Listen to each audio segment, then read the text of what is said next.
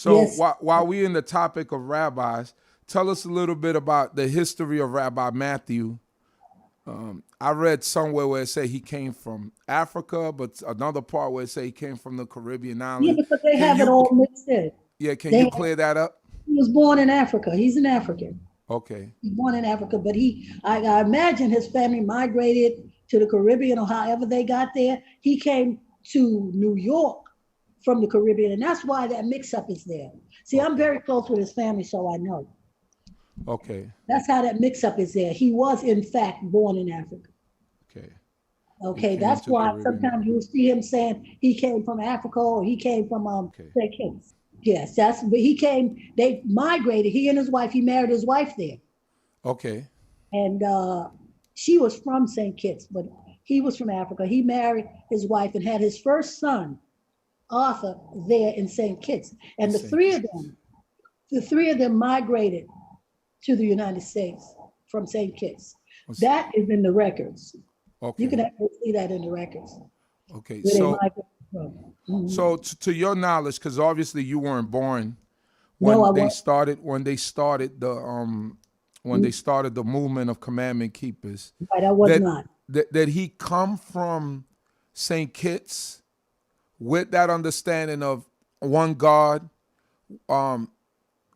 understanding that there was only one God and that we should only worship one God. I think that was a process. I Okay, really do. And I'll tell you why I have to say think, because I don't know it to be a fact. right, I have to think that it was a process because early on, the commandment keepers was known as the Church of the Living God. But here's a caveat: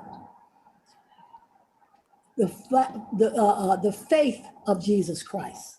okay, So this is what they always said. So they knew something. right, right, How they would articulate it back in those days, as you said, that was 20 years before I was born. right, So I don't know how they squared that, right. but I do know the official name was the faith of Jesus Christ. And I knew when he was out on the soapbox preaching, he used to say, if you follow me, he used to say this to the end. If you call yourself following Jesus, you'll be following right to the synagogue because, because Jesus was a Jew. Right.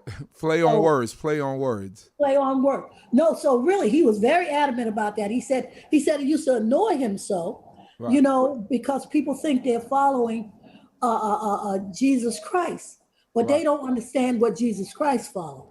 They Right. don't understand who Jesus was. Right. That's how he was able to grow his organization like he did, because he taught people who Jesus and what we were taught, that he Right. was a man, a highly evolved, if he even existed, he would have been a highly evolved spiritual being, Okay. period. That was our understanding from little. He was a high, and as a matter of fact, in our households as we grew up with, we couldn't really even discuss Jesus because it would confuse people. Right. So we did not even, there was no literature or anything around the temple or anything else, because you couldn't they felt that you couldn't, people have to be at a certain level of understanding. So they had to have people do cold turkey. Right. You're coming in here, Yeah. Yeah. you're worshiping the Most High, and Right. that's it. Period. So Rabbi Matthew, in growing his ministry, who were some of the original families as you could recall, or as it was passed down to you from your Yeah. father and your aunt? Who were some of the original families that That's right. were That's members why of Kai asked commandment me. keepers? That's why Kai asked me, did I write stuff down? One of the families, the Pilgrim family, Brother Pilgrim, we just lost, goodbye Pilgrim, we just Right. lost the other week. His Right. family was one of the original families. Then you had the Carters, who later became the Vanderpoels and the Burrells. They're Right. some of the early families. Right. They really were staunch until the end too. You Right. had the Vanderpoels, the Burrells, because most of them, that's the other part of it, most of us were family groupings. So Okay. they came in as family groups. Right. Our family, we were the biggest number of children in one family. Okay. None of The the families, Samuels. the Samuels, none of them had 7 children. Right. Actually two Israelite families that lived, or back in that day would have been unusual, lived on my block. Well, actually three. There was one, Mr. Prayer wasn't married, but he lived in my building. He was an Israelite and a Right. member of Commandment Keepers. There were another family down the block, the Francis family. Right. They were members of, that's an early family. Sister Francis had one son, Rudy. And Right. then across the street, was another family. The children were my age, Esther and Jacobs, the Johnson family. Right. They were all Israelites. Then you had Rabbi Small's family. He had a twin sister as well. He was a twin like me. Right. So his mother and sister were part of the original people. What about the Paris family? Were they original members?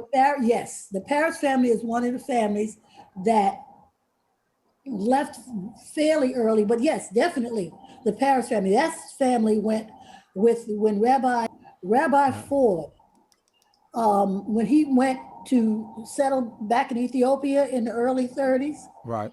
they went with him. Right.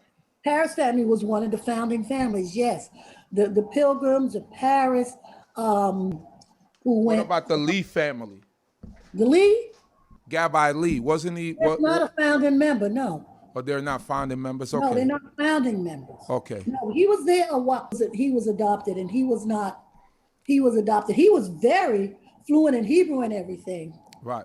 because he was raised up early in his early years by a Yiddish family. He Okay. spoke Yiddish. That's why he always was more. He was more fluent in Yiddish. Right. Right. But no, he's not one of the founding members. Okay. Got you. No. He was there early though, but he's not one of the founding members. No. Right. What What about Rabbi Yisrael's family? which Rabbi Yirmiyahu? Yeah. They are one of the early families. Yes, absolutely. Okay. Yirmiyahu, Yisrael. Yes, absolutely. And he was a what? Smalls? What are they small? What was their last name? I forget Wilkins. Wilkins, His right. name was Wilkins before he changed, because I think in the 60s or something, they started taking on the Hebrew names. Okay. Changing. We never did. Rabbi never did. We never changed our names. But some of them. Well, your name is naturally Hebrew. My Samuels. name, we didn't have to. Yeah. But I don't know if we would have done it anyway. But fortunately, some of us had a different idea about that. We just didn't think we needed that. Okay. But it was more important than knowing who and knowing and believing who you were. Right. But a lot of them, which is wasn't a bad idea. Right. But they took on, like Rabbi Yohanatan, they took on those names. Rabbi Yohanatan, I think that was a movement kind of that Rabbi Levi ben Levi, who really didn't come until the late 50s. It was his idea to kind of do that, which would turn out to be a good idea. Right. You know what I mean? But I know all of their names before they had those other names. Okay. But the Hebrew names. But Rabbi Yohanatan decided to change. Rabbi Wilkins, because we used to know him for years. Sometimes I make a mistake and call him that, Rabbi right. Wilkins. But that's Rabbi Yirmiyahu Yisrael was the Wilkins family. Right. And it was family grouping. See, that was the thing. So that's what helped us grow too. But there was other people, and there's some very important people that I just, Rabbi McLeod. Right. Rabbi McLeod went out and he opened one of the first, because one of the things Rabbi had in mind is that we should expand. Right. So he opened a temple on Lennox Avenue in Harlem, not far from Commandment Keepers. Right. Called B'nai Bet Yisrael. Okay. And some of the people, what they would do sometimes though, like we said, we will multiply by division, but this came later. This came in the 40s, because in the early years, they were all there in Commandment Keepers. Sometimes it would be 10 or more rabbis on that beamer. Okay. Yeah, we had a lot of rabbis on that beamer at one point. So I don't know how I could forget Rabbi McLeod, and there was Rabbi McLeod. Well, Rabbi Dorset was Haitian. He was my father. My father went and opened Temple Zion in 1946. Rabbi Dorset was his colleague. Okay. But he's not, again, Rabbi Dorset was not one of the founding rabbis. He came a little later. Right.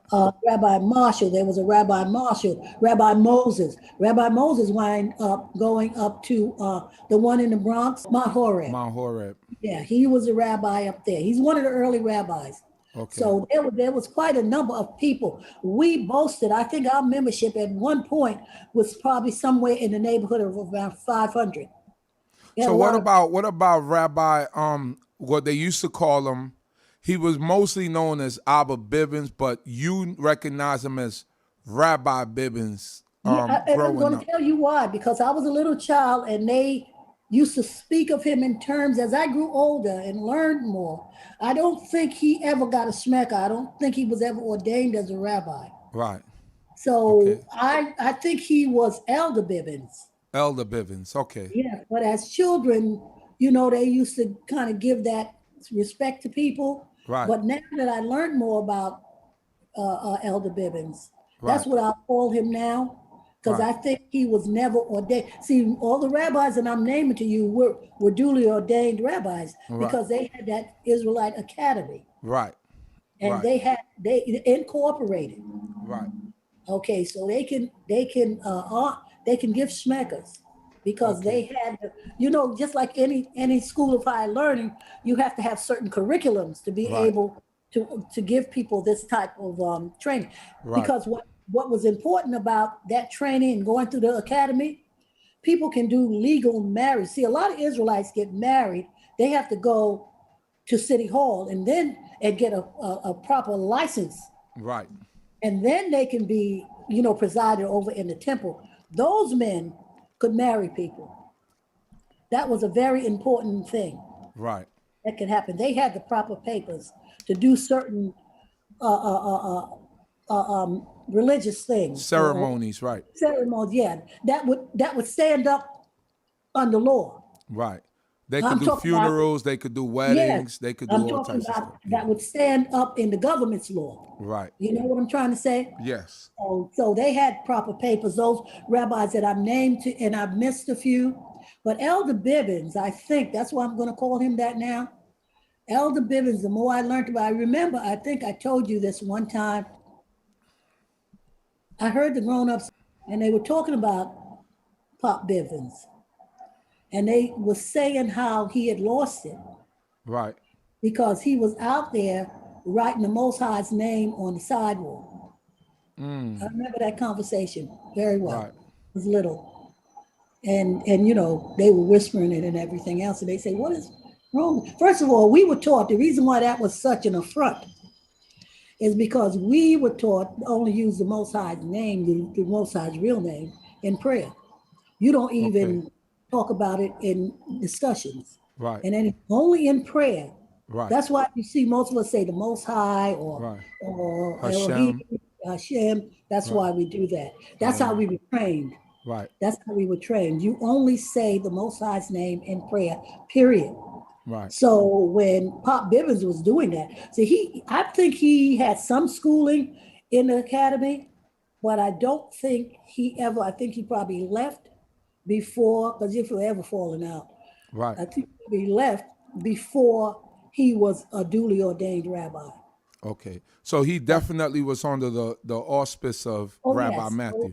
Oh yes. He came, as the young people like to say, he came through. He came through. He said, oh yeah, and people respected him. Right. Right. They never would talk ill. That's the only thing they ever said about him. Right. The elders I'm talking about. Right. They never Right. spoke ill to him, Right. of him.